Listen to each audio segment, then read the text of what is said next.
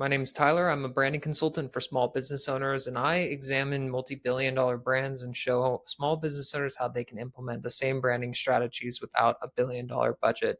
You can get my book at brandlab2025.com, and I'm going to be talking about this ring that costs 400 bucks. It tracks your sleep and fitness, and there's already something that does that for $100 called a Fitbit. So, how is Aura getting away with charging four times more for basically the same thing? And that's what we'll be breaking down. And I promise by the end of the video, you're going to look at your own business very differently. I'm going to be showing you the exact branding trips that they use to go from a random Finnish startup to a $2.5 billion company that celebrities are begging to wear. And the best part is that you can use these strategies in your business, whether you're selling coffee, bookkeeping, or running a cleaning service. Let's dive in first with the pricing strategy. So it's a $400 price tag, and they don't just sell health tracking, they sell luxury wellness. If you go to their website, you'll see calm colors, beautiful photography, minimal design. It looks like a spa website, not a tech website. Their packaging comes in clamshell boxes that looks like it should have a diamond ring inside, not a piece of technology. And they even partnered with Gucci to make a $950 version with 18 karat gold, and it sold out immediately.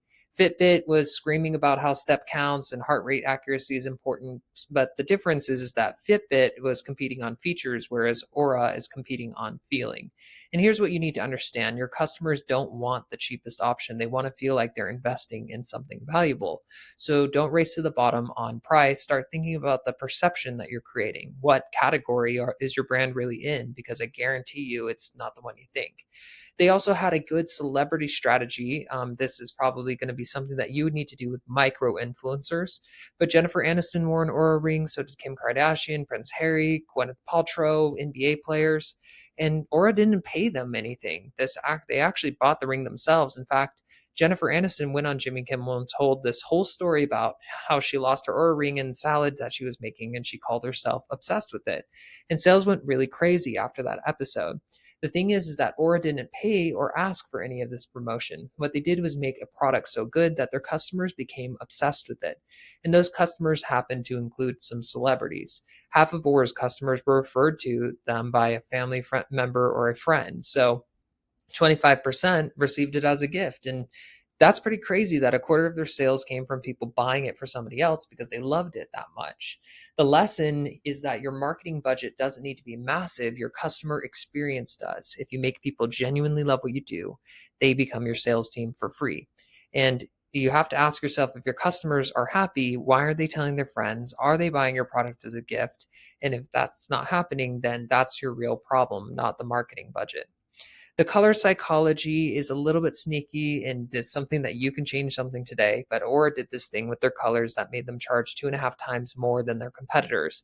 Most tech companies use black, white, blue tech colors, and Aura actually used something called Helsinki blue, which is a calm, deep blue from the Finnish flag. They use skin tone, this warm, natural beige, living coral, a soft, gentle coral color, and their wellness colors, ones that you see in spas, ones that correlate with sleep. And their brand guidelines generally say that the typography should be quiet and reductive to create a feeling of simplicity and calm. So these are like whispers of wellness before you even know what the product does. And it works because the psychology sets expectations and creates feelings. Most small business owners pick colors because they look cool or because the owner likes them.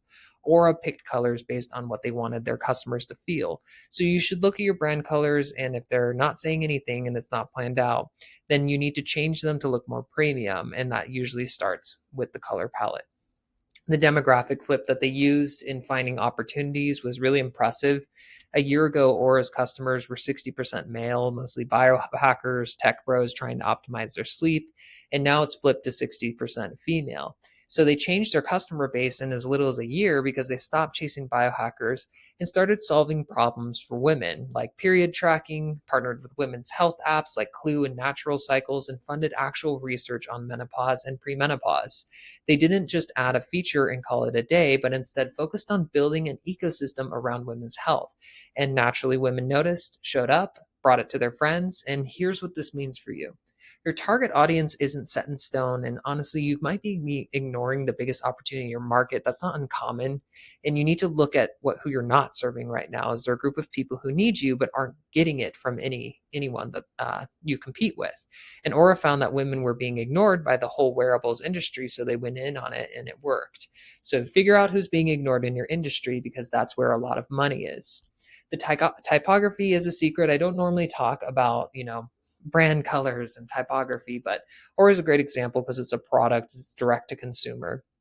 So their font is quiet and reflective, and every tech company uses like big, bold, aggressive typography to scream at you. And when you think about what that communicates, it's saying like hustle, grind, perform, and quiet fonts say rest, recover, take care of yourself. So they're being contrarian. They are doing the opposite of hustle culture with design choices, and your font actually gets baked into your solution in this way. So if you're a yoga studio using aggressive fonts, there's probably a disconnect. If you're a high energy gym using sleepy fonts, same problem. And you don't want to just pick one that looks cool, pick one that actually aligns with your brand. So I'll wrap it up. Aura sells rings for $400. They've sold 2.5 million units. They're valued at $2.5 billion, and they did it by understanding what most small businesses miss. You're not selling a product or a service, you're selling a feeling, an identity, a transformation. Or it doesn't sell sleep tracking. They're selling the feeling of taking control of your health in a luxurious, effortless way. So, what are you really selling? Because I guarantee it's not what you think. If you're a coffee shop, you're not selling coffee. You're selling a morning ritual. If you're a bookkeeper, you're not selling text prep. You're selling peace of mind and freedom from financial stress. So you need to figure out what you're selling and then make every brand decision support that feelings. Your colors, your fonts, your packaging, the customer experience, all of it needs to work together. And that's how you can charge more and build loyalty and get customers who actually market for you.